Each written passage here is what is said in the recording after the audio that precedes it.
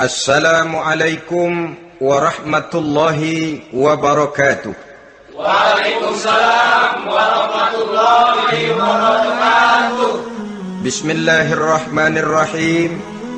Alhamdulillahi rabbil alamin. Wassalatu wassalamu ala ashrafil anbiya'i wal mursalin, Sayyidina wa maulana Muhammadin wa ala alihi wa ashabihil mujahidin at-tahirin, amma ba'du. Saudara-saudara kaum muslimin rahimakumullah, taubat berasal dari kata-kata taba yatubu yang isim masdarnya adalah taubatan. Artinya sama dengan roja'a yarji'u, ada ya'udu, pulang atau kembali. Bertobat maksudnya kembali dari yang dilarang oleh Allah. Kalau dalam perjalanan hidup ini kita suka menerjang larangan-larangan Allah, melaksanakan apa-apa yang dilarang olehnya, maka taubat artinya meninggalkan larangan-larangan itu dan kembali kepada apa yang diperintah oleh Allah Subhanahu wa ta'ala. Kenapa taubat ini harus disegerakan? Karena makhluk bernama manusia ini sulit melepaskan diri dari dosa dan salah. Nabi bersabda, kullu bani Adam khatta'un wa khairul khatta'ina tawwabun. Setiap anak Adam, yakni setiap manusia, pasti mempunyai dosa dan kesalahan. Dan sebaik-baik orang yang mempunyai dosa dan kesalahan ialah orang yang segera bertaubat. Dengan kata lain, orang yang baik sesungguhnya bukanlah orang yang tidak punya salah, karena tidak ada orangnya yang tidak punya salah. Tetapi orang yang baik adalah orang yang apabila melakukan kesalahan, dia segera sadar, dijadikannya kesalahan itu sebagai pelajaran untuk tidak diulanginya lagi pada masa-masa yang akan datang. Inilah yang digambarkan oleh Allah Subhanahu wa ta'ala dalam surah Ali Imran ayat 135. Walladzina iza fa'alu fahishatan, dan orang-orang yang apabila mereka terjatuh ke dalam perbuatan dosa, au zalamu anfusahum, atau berbuat zalim kepada diri mereka sendiri, zakarullaha fastaghfaru lidzunubihim, mereka segera ingat kepada Allah dan memohon ampun terhadap dosa yang pernah mereka kerjakan. Saudara-saudara kaum muslimin rahimakumullah, sejak awalnya iblis memang sudah memproklamirkan diri di hadapan Allah Subhanahu wa ta'ala. Apa kata iblis? Ya Rabbi wa izzatika la azalu aghwi bani Adam ma damat arwahuhum fi ajsadihim. Ya Allah, demi kemuliaanmu saya bersumpah, kata iblis, saya akan selalu memperdayakan anak-anak Adam. Saya akan selalu menggoda manusia selama ruh mereka masih ada di dalam jasad mereka. Jadi selama ruh masih ada di dalam jasad, selama itulah iblis akan selalu berusaha menggelincirkan manusia untuk jatuh ke tempat-tempat salah dan ke tempat-tempat dosa. Tetapi kemudian Allah juga memberikan jaminan. Allah menjawab proklamasi iblis ini, wa izzati wa jalali ya mal'un la azalu aghfiru lahum mastaghfaru.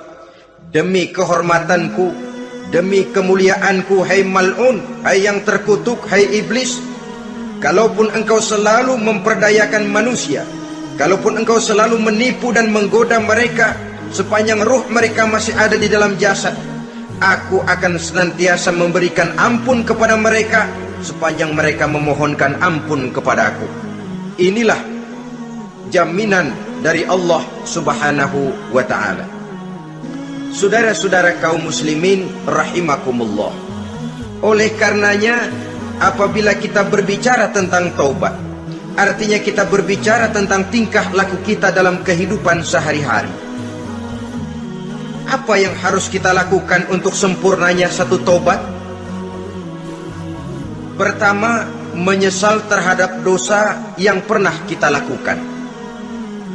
Kadang-kadang ada juga orang bertaubat Tapi bukan nyesal terhadap dosa yang dia kerjakan, malah puas katanya. Dia ngomong sama teman-temannya, saya dulu zaman muda sudah kenyang judi, kenyang zina, kenyang mabuk-mabukan, sudah puas. Sekarang tinggal benernya saja, saya sudah taubat. Taubatnya sih bagus, tapi puasnya itu yang jelek. Kenapa harus dikatakan puas? Bukan puas, menyesal. Menyesal saya dulu. Kenapa hanyut terjebak dosa? Kenapa tenggelam di meja judi? Kenapa tenggelam di minum-minuman keras? Kenapa hanyut kepada perbuatan munkar dan maksiat? Saya menyesal sekali. Menyesal diperintah dan bukan malah puas.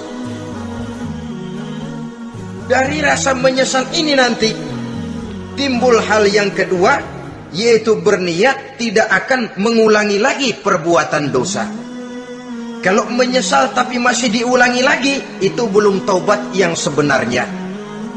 Saya kapok, menyesal, tidak mau minum minuman keras lagi. Besok tidak ada minuman keras, malah pusing, nyari kesana kemari. Itu belum taubat yang sebenarnya. Jadi setelah menyesal, berniat tidak akan mengulangi lagi perbuatan dosa itu.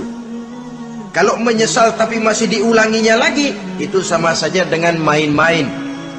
Saudara-saudara kaum muslimin rahimakumullah, barangkali itu yang orang namakan dengan taubat sambal namanya.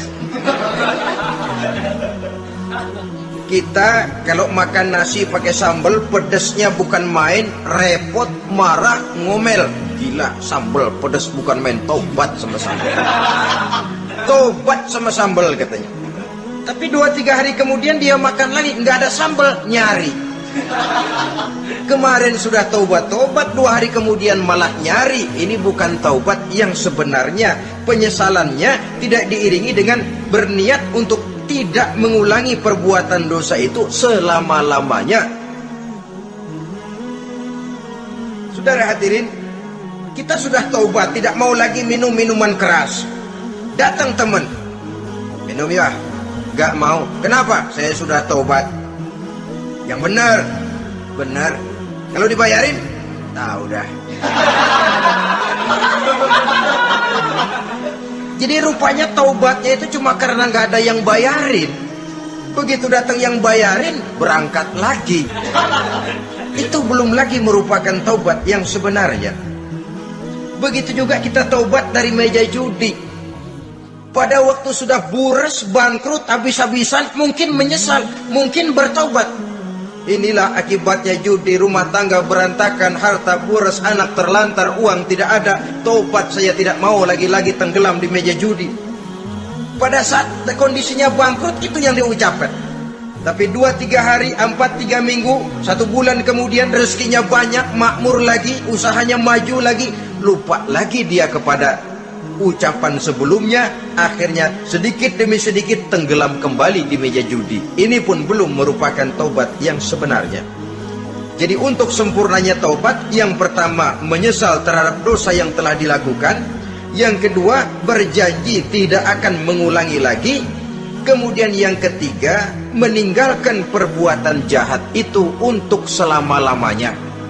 Dengan kata lain, kalau memang taubat tidak mau minum lagi, talak 3 itu minuman keras. Kalau memang niat tidak akan berjudi lagi, talak 3 itu segala macam bentuk perjudian, meninggalkan perbuatan jahat. Yang keempat, menunaikan semua fardu dan kewajiban. Sebab barangkali pada saat kita tenggelam dalam dosa, perintah-perintah Allah, jangankan yang sunnah, yang wajib saja sering kita lalaikan. Maka apabila diri telah berniat melaksanakan taubat, maka tunaikan semua kewajiban yang disyariatkan oleh agama kepada kita. Yang kelima, meminta halal kepada para lawannya dengan termasuk mengembalikan hak milik orang lain. Ini kalau menyangkut hukukul adamiyin atau hak-hak manusia. Jadi kalau kita berdosa kepada sesama manusia, Allah belum akan menerima taubat kita kalau kita belum minta maaf kepada yang bersangkutan. Adapun kalau kita sudah minta maaf tapi yang bersangkutan tidak mau memberikan maaf, itu urusan dia kepada Allah. Urusan kita adalah meminta maaf kepada yang bersangkutan.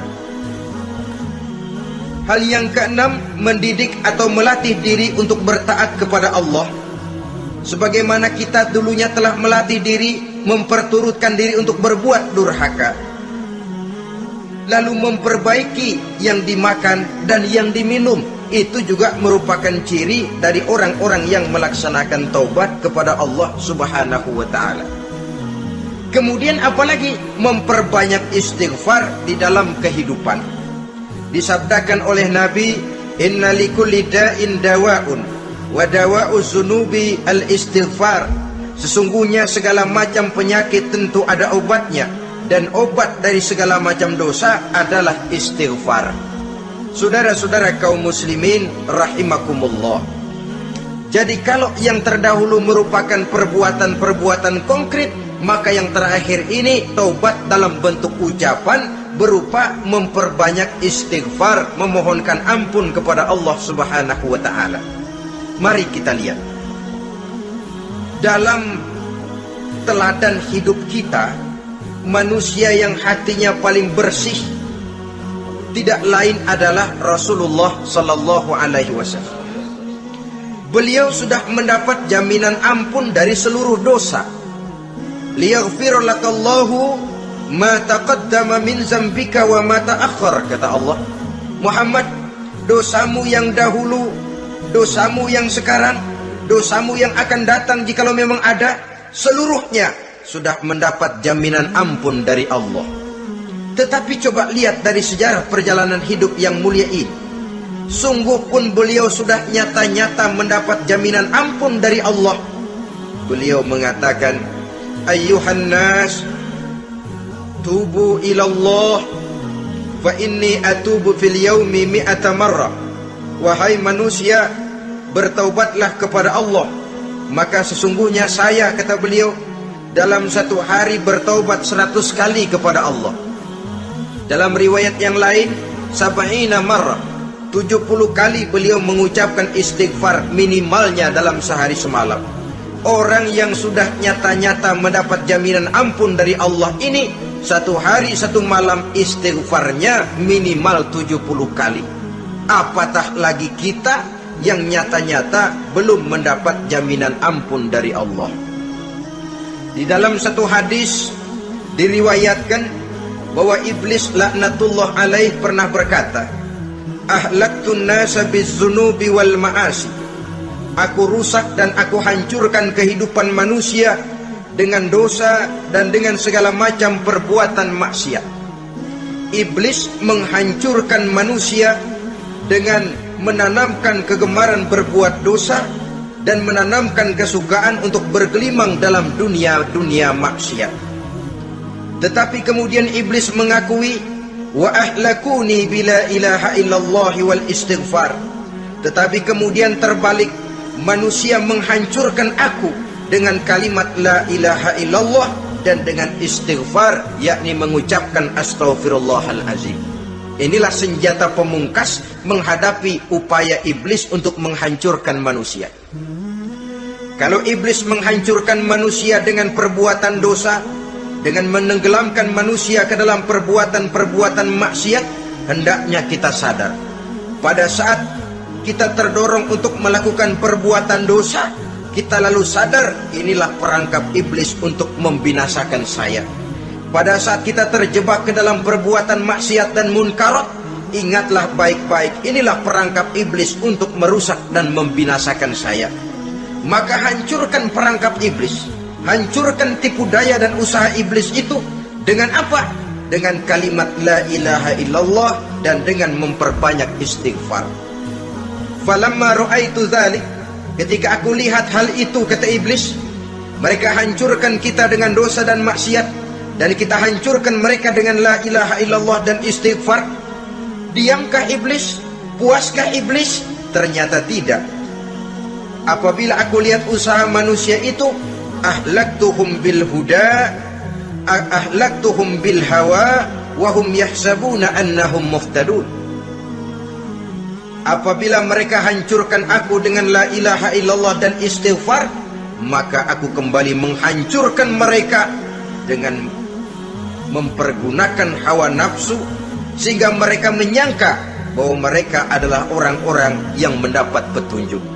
Ditanamkan dalam diri kita perasaan bahwa kitalah orang yang paling benar. Itu pun tipu daya iblis.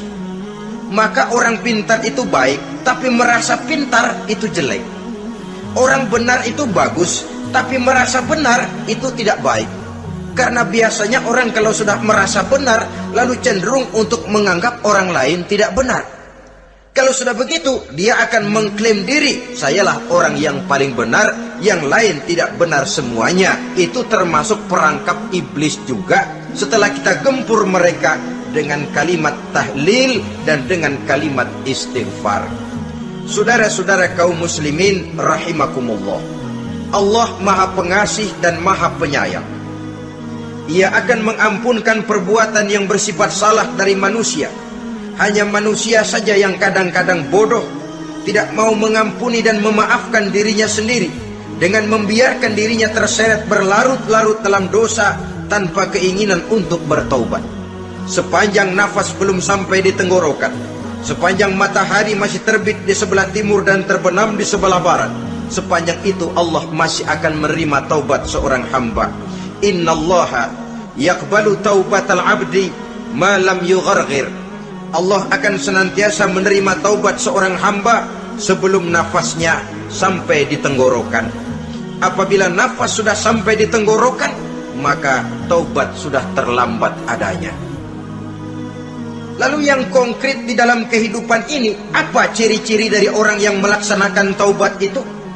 Seorang ahli hikmah berkata, pertama, orang yang taubat itu kelihatan bahwa dalam kehidupan ini dia mampu menjaga lidahnya dari ucapan yang berlebih-lebihan, dari ucapan yang tidak ada manfaatnya, dari ucapan yang mengandung dosa, namimah, mengadu domba, dan ucapan-ucapan yang merugikan orang lain.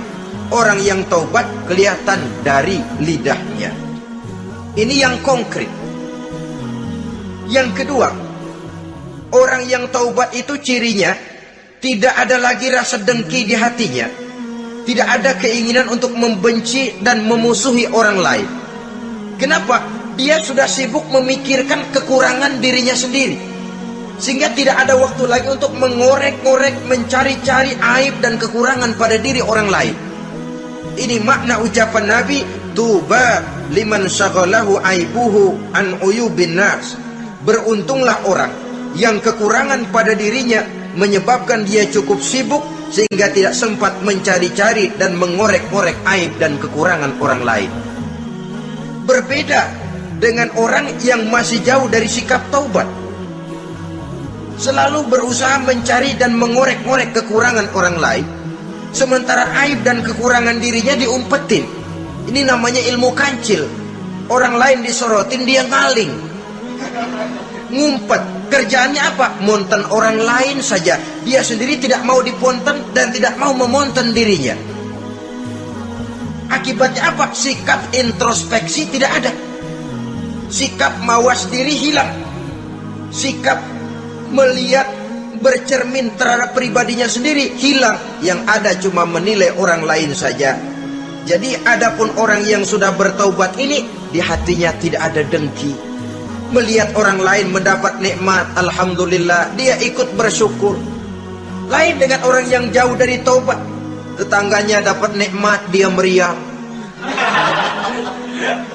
Tidak senang hatinya melihat orang lain senang.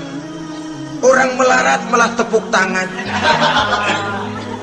Saudara hadirin yang saya muliakan, orang yang semacam ini pada hakikatnya selalu disiksa oleh perasaannya sendiri. Kalau tetangganya yang kaya, ditanya kemana dukunnya. Tapi kalau tetangganya jatuh melarat, dia tepuk tangan, gembira bukan main. Lain dengan orang yang sudah bertobat, hasud itu hilang dari dirinya. So hasud inilah yang akan memakan kebaikan yang kita kerjakan. Kata Nabi, hasud itu bisa memakan kebajikan seperti api memakan kayu bakar. Allahu Akbar. Puasa kita, zakat kita, sholat kita, habis keropos dimakan oleh sifat hasud. Tidak terasa, tapi begitu kita punya sifat dengki kepada orang lain, maka sholat kita dimakan oleh dengki tadi. puasa kita dimakan oleh dengki tadi. Segala macam kebaikan yang kita kerjakan dimakan oleh si dengki tadi. Seperti api memakan kayu bakar, cepat sekali. Itulah sebabnya bagaimanapun banyak kebaikan yang sudah kita kerjakan, jangan bangga dan jangan lalai. Sebaliknya, bagaimanapun besar dosa dan kesalahan yang pernah kita lakukan, jangan putus asa dari rahmatnya Allah Subhanahu wa ta'ala. Jadi yang kedua, ciri orang yang bertobat, di hatinya tidak ada dengki dan tidak ada rasa ingin memusuhi orang lain. Dia berhadapan dengan setiap orang dengan modal husnuzon, baik sangka kepada Allah, tidak a priori. Kadang-kadang ada orang ketemu saja baru tapi sudah punya rasa jelek, diperturutkannya suuzonnya. Yang ketiga, ciri orang bertaubat itu menjauhkan diri dari pergaul dengan orang-orang jahat. Sebab kita tahu bahwa pergaulan sangat besar pengaruhnya dalam ikut membentuk kepribadian manusia. Asyariku wa fi syarri syarrun.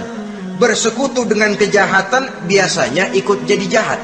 Walaupun secara langsung tidak melakukan kejahatan, tapi sudah termasuk dalam jamaah yang jahat juga namanya. Saudara-saudara kaum muslimin, bukan berarti orang yang taubat lalu tidak mau bergaul itu juga mencerminkan keangkuhan diri. Bergaul dia bergaul, tetapi kepada orang-orang yang jahat ia sekedar menghindarkan diri pergaulannya itu dari kejahatan yang bisa ditimbulkan oleh orang-orang jahat tadi. Ciri yang keempat dari orang yang bertaubat, dia mempersiapkan diri untuk menghadapi mati. Mempersiapkan diri. Sebagaimana kita tahu, kalau kita akan pergi ke luar kota, tentu kita membawa bekal. Makin jauh perjalanan, makin banyak bekal yang harus kita bawa. Hidup ini adalah perjalanan panjang yang kita juga memerlukan bekal dalam kehidupan. Orang yang bertaubat, orang yang mempersiapkan diri untuk menghadapi maut dan menghadapi hari-hari sesudah maut itu datang. Menghadapi kehidupan di alam barzakh, menghadapi kehidupan di alam akhirat dan selanjutnya. Dia mempunyai persiapan sehingga kapan maut datang dia sudah punya persiapan lebih dahulu. Saudara, kalau kita siap dipukul orang, pada saat pukulan itu datang rasanya sakitnya agak lebih kurang daripada kita tidak pernah siap untuk dipukul. Walaupun bobot pukulannya sama, tapi kita akan lebih punya daya tahan kalau kita sudah siap. Oleh karena itu, orang yang bertobat, orang yang mempunyai persiapan untuk menghadapi mati. Tidak hanya untuk menghadapi mati, tapi juga menghadapi hidup di seberang kematian nanti. Maka karenanya, dia sibuk dengan dunianya, tapi juga dia lebih sibuk dengan akhiratnya. Dia tenggelam dalam berbagai macam kesibukan dunia, lain saat dia memfanakan diri untuk membekali diri menghadapi kehidupan sesudah hidup yang sekarang ini. Ciri-ciri ini tentu akan kelihatan dari gerak hidup seseorang. Saudara-saudara kaum muslimin rahimakumullah. Jadi dengan kata lain, kalau kita kembali kepada surah Ali Imran ayat 135 tadi, apabila dalam kehidupan terjebak kita kepada perbuatan dosa atau zalim kepada diri sendiri, zakarullah, segeralah mengingat Allah, fastaghfaru li dzunubihim, dan segera memperbanyak istighfar, memohon ampun kepada Allah Subhanahu wa taala, sebab dosa dalam Islam hanya bisa ditebus dengan taubat. Bukan dengan uang, bukan dengan beras, bukan juga dengan piagam. Dosa dalam Islam hanya bisa ditebus dengan melaksanakan taubat kepada Allah. Dan untuk bertaubat tidak usah ngulur waktu. Besok saja, bulan depan saja, tahun depan saja, nanti saja kalau sudah agak sedikit tua. Ibarat diri kita ini kaca, kata Imam Ghazali, maka dosa adalah debu. Apabila kaca kena debu, sedikit nempel debu lalu dilap, sedikit nempel debu terus dilap lagi, insya Allah kaca akan tetap bersih. Tapi kalau kita menunggu debu sampai banyak, apalagi sampai berurat, berkarat, nanti akan sulit membersihkannya.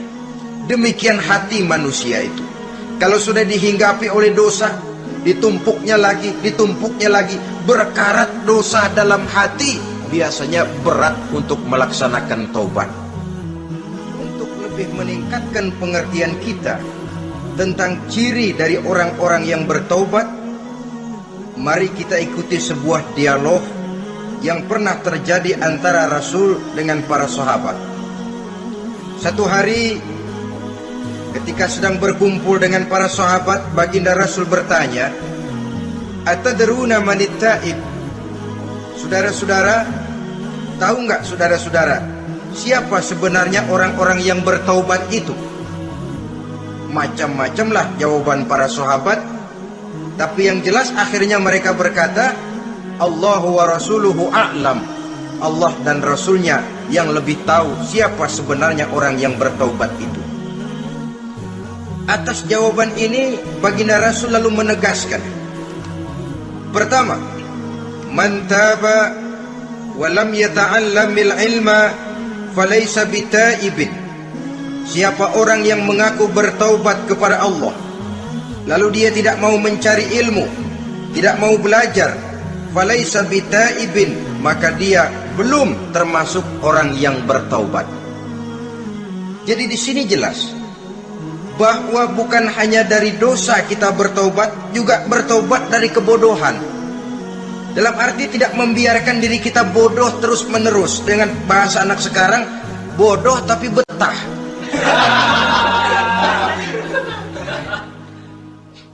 Orang yang mengaku bertaubat tapi tidak menggali ilmu, tidak mau belajar, tidak mau mencari ilmu, tidak hadir di mana majelis taklim, belum dianggap taubat yang sebenarnya. Jadi grafik orang yang taubat itu kelihatan dari kesungguhannya mencari ilmu, menghadiri majelis taklim, menghadiri kuliah-kuliah, ceramah-ceramah dan diskusi-diskusi keagamaan. Rakus dia dengan ilmu pengetahuan agama, sehingga dengan ilmunya taubatnya semakin mantap. Ini ciri yang pertama. Lalu beliau bersabda lagi, wa man taba wa lam yazdad fil ibadati falaysa bitaibin. Barang siapa yang mengaku bertaubat tapi ibadahnya tidak tambah-tambah, maka dia belum termasuk orang yang taubat. Orang yang bertaubat ada grafik peningkatan ibadahnya. Jadi kalau mulutnya taubat, minta ampun, tapi ibadahnya gitu-gitu aja, belum merupakan taubat yang sebenarnya.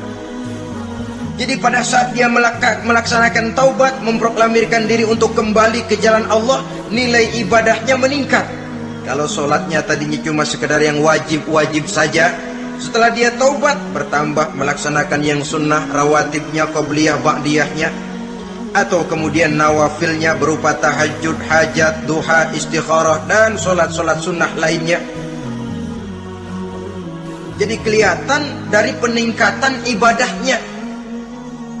Ini ciri yang kedua. Yang ketiga kata Nabi lagi, wa man taba wa lam yardal khusama falaysa bitaibin.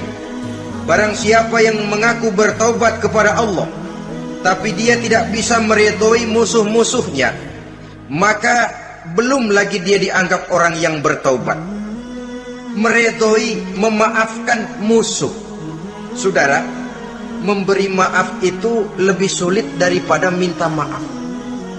Tapi memberi maaf lebih mulia daripada minta maaf. Minta maaf gampang, memberi maaf yang sulit. Karena itu orang yang memberi maaf menunjukkan jiwa yang lebih luhur daripada orang yang minta maaf.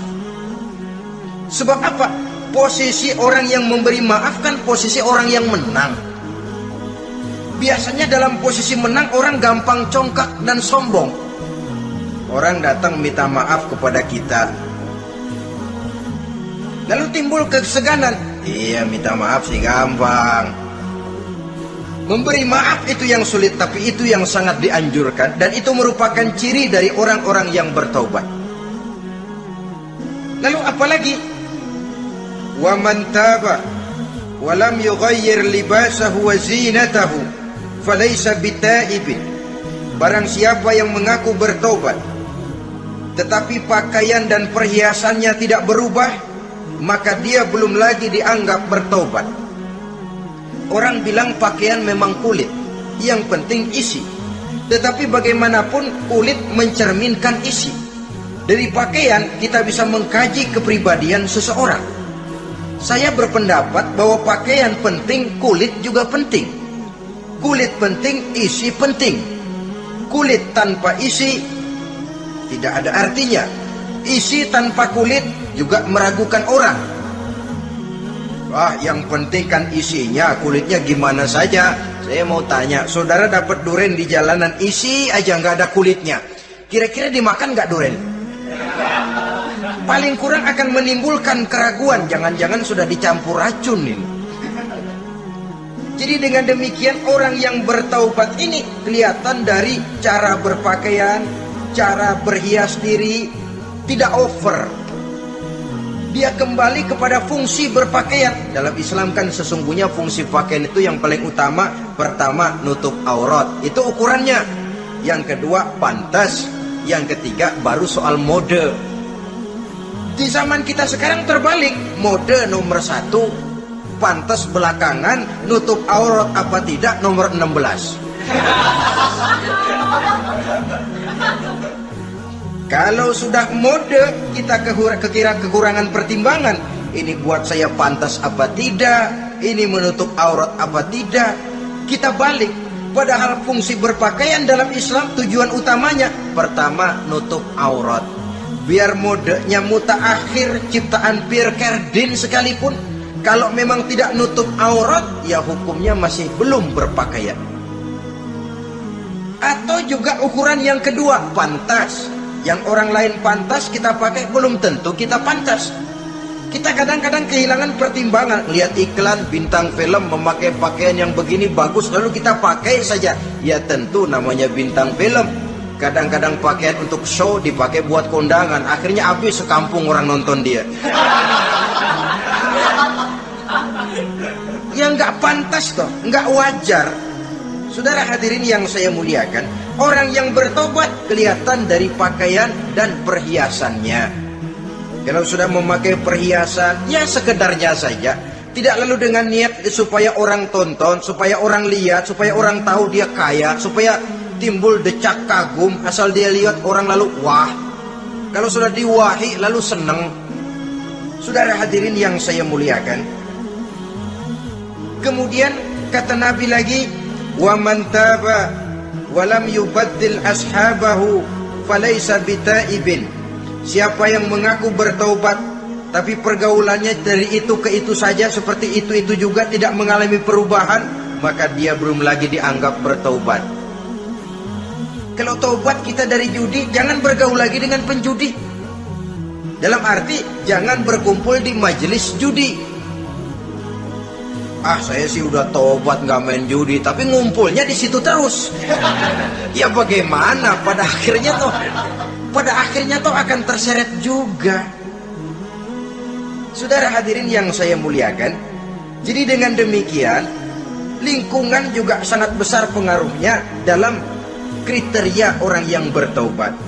Selanjutnya Nabi bersabda, wa man taba wa lam yughayyir khuluquhu falaysa bitaibin.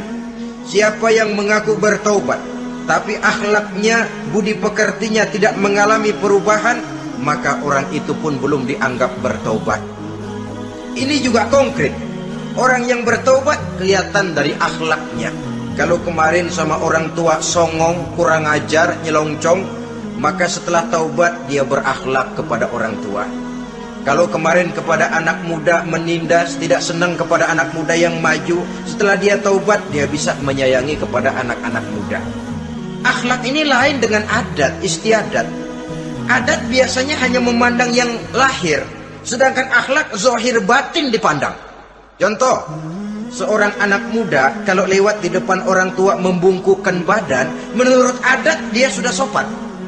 Tapi menurut akhlak belum tentu berakhlak, tergantung kepada niatnya apa membungkukin badan, permisi apa ngina. Kan mungkin saja orang membukukan badan lewat di depan aki-aki karena menghina, sebab aki-aki itu badannya udah bungkuk. Jadi gerakan zahir yang baik yang diiringi dengan niat yang baik, itulah cerminan daripada akhlak. Kalau adat terlepas dari soal niat, asal zahirnya sudah oke, menurut adat, oke, dia beradat. Niatnya apa? Adat tidak pernah menilai. Maka orang yang bertaubat pun kelihatan dari akhlaknya, dan akhlak itu adalah keseluruhan tingkah hidup manusia. Cara berjalan ada akhlak, cara makan ada akhlak, cara duduk ada akhlak, cara tidur ada akhlak. Sehingga pantas ketika Siti Aisyah ditanya, Aisyah, Rasulullah itu akhlaknya apa sih? Beliau menjawab, karena Rasulullah khuluquhul Quran. Rasulullah itu akhlaknya Quran. Sehingga di kalangan ilmuwan lalu ada ungkapan bahwa Nabi Muhammad adalah Quran berjalan. Maksudnya seluruh konsepsi Quran sudah diterjemahkan dalam kehidupan Nabi. Maka tidak heran kalau Islam mengatur kehidupan manusia sejak yang sekecil-kecilnya sampai yang sebesar-besarnya. Cara berpakaian ada akhlaknya, kan begitu toh dalam Islam. Saudara diri di depan kaca, ngaca, ada akhlaknya, ada bacaannya. Allahumma kama hasanta khalqi fahassin khuluqi. Sampai saudara masuk ke dalam WC sekalipun ada akhlaknya. Karena akhlak adalah keseluruhan gerak hidup manusia. Orang yang bertobat kelihatan dari perubahan akhlaknya. Kemudian beliau bersabda, "Wa man taba wa lam yatwi firashahu wa bisatahu falaysa bitaibin." Siapa orang yang mengaku bertaubat tetapi dia tidak menggulung tempat tidur dan spraynya, maka dia belum dianggap bertaubat. Ini bahasa kinayah. Menggulung spray, melipat tempat tidur artinya lebih banyak ibadahnya daripada tidurnya. Kalau ngaku taubat tapi sehari 24 jam, 22 jam tidur, cuma 2 jam ibadah, ya belum mencapai kriteria itu. Dengan kata lain, orang apabila sudah memproklamirkan diri untuk taubat, menyingsingkan lengan baju, melipat spray, menggulung tempat tidur. Bukan berarti dia tidak tidur-tidur, tetapi bersiap diri untuk melaksanakan ibadah yang pada saat dia terjebak dalam dosa, sudah banyak ibadah yang ditinggalkannya. Saudara-saudara kaum muslimin rahimakumullah. Kemudian beliau bersabda pula, "Wa man taba wa lam yatasaddaq falaysa bitaibin." Barang siapa yang mengaku bertobat kemudian dia tidak menyedekahkan karunia yang diberikan Allah kepadanya, maka taubatnya belum lagi dianggap taubat yang sebenarnya. Faman istabana minal abdi hazihil khisal fahuwa taibun haqqa. Apabila nyata tanda-tanda ini pada diri seorang hamba, maka barulah taubatnya dinamakan taubat yang sebenarnya. Jadi untuk taubat itu ada 2 jalan yang bisa kita tempuh. Pertama, taubat dengan lisan, taubat dengan ucapan. Dalam artian apa? Memperbanyak istighfar. Istighfar yang mana? Yang mana yang mungkin saja. Kalau waktunya sempit, ya istighfar yang pendek-pendek. Astaghfirullah, astaghfirullah, astaghfirullah. Mau yang lebih panjang, astaghfirullahalazim allazi la ilaha illa huwal hayyul qayyum wa atubu ilaih min jami'il ma'asi waz zunub la haula wala quwwata illa billahil aliyyil azim. Ada waktu yang lebih panjang lagi, membaca sayyidul istighfar. Tiap kali berbuat jahat, tiap kali diiringi dengan istighfar. Nah, ini yang bisa runtuh dengan istighfar ini dosa apa? Dosa yang ringan, dosa yang biasanya dilakukan oleh panca indera kita. Mata, ini dosa mata, insya Allah bisa runtuh dengan istighfar. Melihat yang haram, cepat nunduk, astagfirullah. Habis nunduk, jangan ngeliatin lagi. Kadang-kadang ngelihat nunduk, istighfar, melotot lagi, istighfar lagi.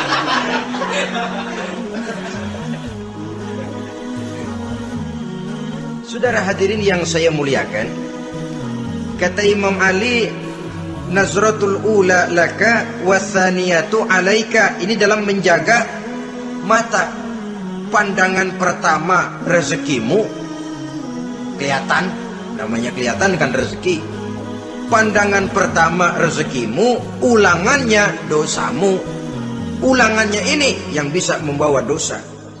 Dosa karena lidah, mengucapkan kata-kata yang menyakitkan orang. Dengan istighfar, insya Allah runtuh. Adapun dosa-dosa besar lainnya, tentu harus dengan perbuatan. Tidak cukup dengan sekedar istighfar saja. Perbuatannya apa? Itulah seperti yang sudah saya sampaikan pada ciri-ciri orang yang bertaubat tadi. Oleh karenanya, beruntunglah kita masih diberikan umur oleh Allah. Sehingga segala dosa dan kesalahan yang kita lakukan, kita masih punya kesempatan untuk mengadakan pemutihan, bertaubat kepada Allah. Nah, apa kemudahan yang diberikan Allah kepada orang yang melazimkan istighfar di dalam hidupnya? Pertama, kata Nabi, man lazimal istighfar, siapa orang yang melazimkan, membiasakan diri istighfar, diberikan keistimewaan oleh Allah. Pertama, ja'alallahu lahu min kulli dhiqin makhraja. Allah akan memberikan jalan keluar untuknya dari segala macam kesulitan. Hidup ini kan problem. Makin tinggi status sosial, makin banyak urusan. Urusan akan selesai apabila hidup di dunia selesai. Kita menyangka orang lain lebih enak dari kita, padahal tiap orang punya urusan. Yang namanya enak barangkali persis seperti pelangi biang lala itu. Tidak pernah di atas kepala kita, di atas kepala orang lain saja. Begitu kita memandang keenakan dalam hidup ini. Petani bilang pedagang enak, pedagang bilang petani enak. Tapi begitulah keenakan itu. Orang yang melazimkan istighfar, dia akan diberikan jalan keluar dari segala macam kesulitan.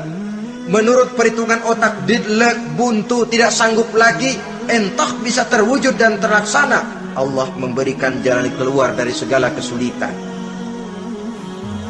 Saudara, kalau Allah sudah memberikan jalan keluar dari kesulitan, siapa lagi yang bisa bikin sulit kita? Kalau Allah yang memberikan jalan keluar, everything is running well katanya. Semua urusan bisa jalan dengan lancar. Tapi tanpa istighfar, jauh kita dari Allah. Jalan yang sudah lapang pun bisa jadi sempit.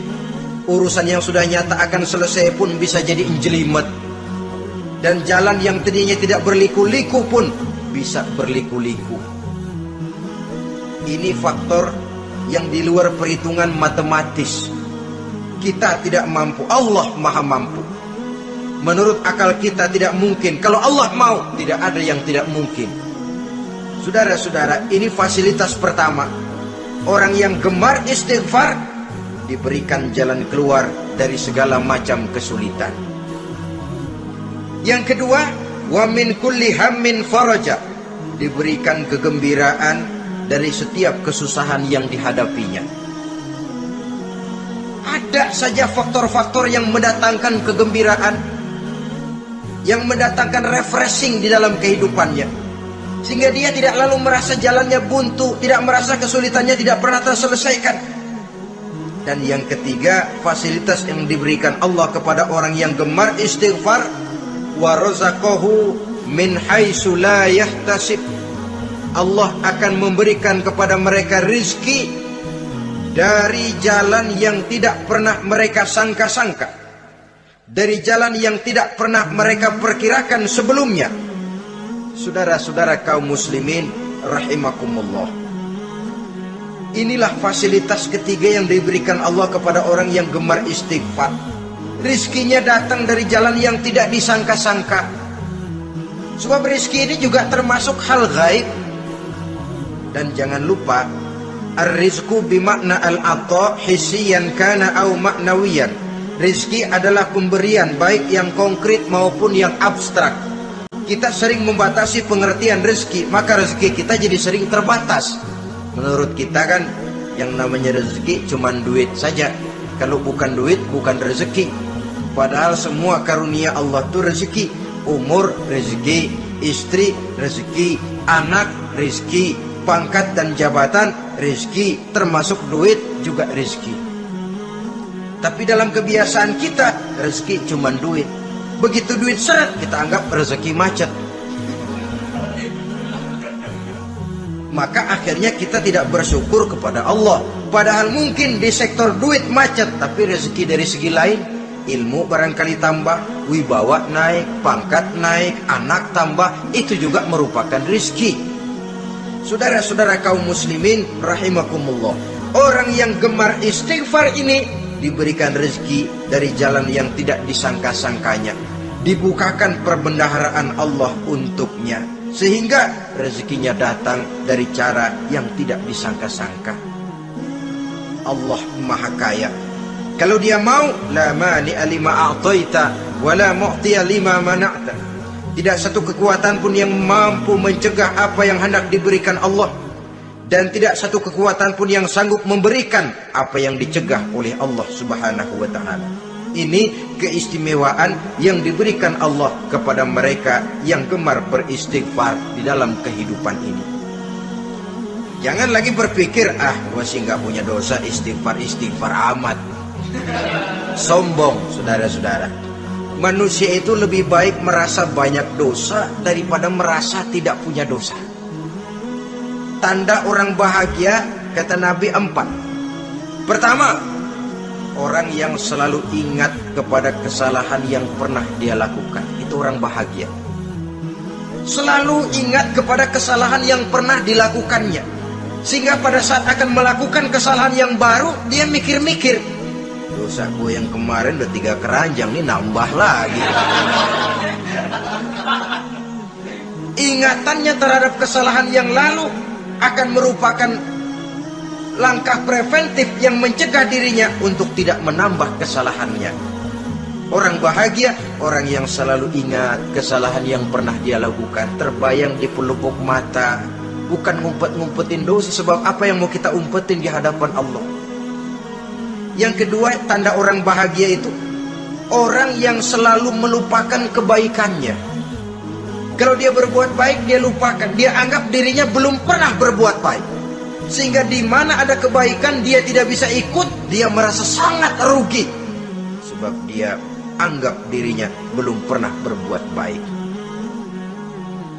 Yang ketiga, tanda orang bahagia, dalam urusan dunia dia lihat ke bawah, sehingga timbul rasa syukurnya, bahwa kalau dia sengsara masih banyak yang lebih sengsara dari dia, bahwa kalau dia miskin masih jauh lebih banyak yang miskin dari dia, bahwa kalau dia menemui kesulitan masih banyak yang jauh lebih sulit dari dia.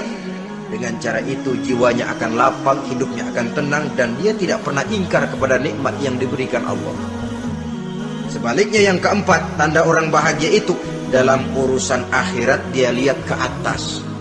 Dunia lihat yang bawah, akhirat lihat yang atas. Kalau dia bisa sholat, kenapa saya tidak? Kalau dia sanggup puasa, kenapa saya tidak? Kalau dia bisa baca Quran, kenapa saya tidak? Timbul panas, nyontoh ibadah mendatangkan kebahagiaan. Rakus ibadah malah dianjurkan, rakus dunia malah tercela. Nah, lawanannya orang celaka, saudara-saudara. Orang celaka juga tandanya 4, lawanan yang tadi itu. Pertama, orang yang selalu melupakan kesalahannya. Kalau berbuat dosa lupa, sok bersih. Alah, dosa gue mah dikit. Saudara hadirin yang saya muliakan, orang yang selalu melupakan kesalahan, menganggap dirinya bersih, akhirnya kalau ingin berbuat dosa nggak mikir-mikir, tidak ada lagi yang ditimbang-timbang. Selanjutnya, yang kedua, orang celaka itu orang yang selalu mengingat kebaikannya. Akhirnya apa? Timbul sifat nepuk dada, membanggakan jasa, lahirlah pahlawan-pahlawan kesiangan. Selalu membanggakan diri, nepuk dada, kalau enggak saya, itu masjid, kalau enggak saya, itu pesantren, kalau enggak saya, itu umat, kalau enggak saya. Memangnya kalau enggak sampean kenapa? Orang yang celaka adalah orang yang selalu menghitung-hitung kebaikan yang pernah dikerjakannya. keikhlasannya kurang, makin dia hitung, makin kurang nilai pahalanya. Makanya kalau berbuat baik, ya anggap saja buang sampah, gak usah ditengok-tengok, gak usah diingat-ingat, dan gak usah mengharap orang yang kita tempat berbuat baik akan membalas kebaikan. Saudara hadirin yang saya muliakan, yang ketiga, tanda orang celaka dalam urusan dunia, ngelihatnya ke atas, panasnya timbul, syirik dan dengkinya naik, rakusnya jadi.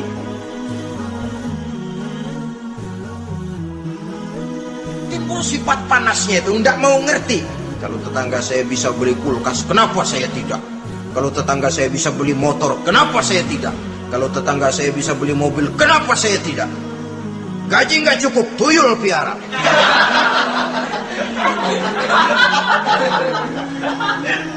Orang itu kalau sudah didorong oleh rakus kan bisa jadi menghalalkan segala macam cara untuk mencapai tujuan. Dibakar oleh sifat tamak dan rakus bin serakah. Nah, kalau sudah didorong oleh rasa rakus, yang segera tersingkir pertama rasa malu. Orang kalau sudah rakus nggak ada malunya, rasa malunya hilang. Padahal syarat jadi orang itu kan kalau punya rasa malu. Nggak punya rasa malu, kurang syarat jadi orang.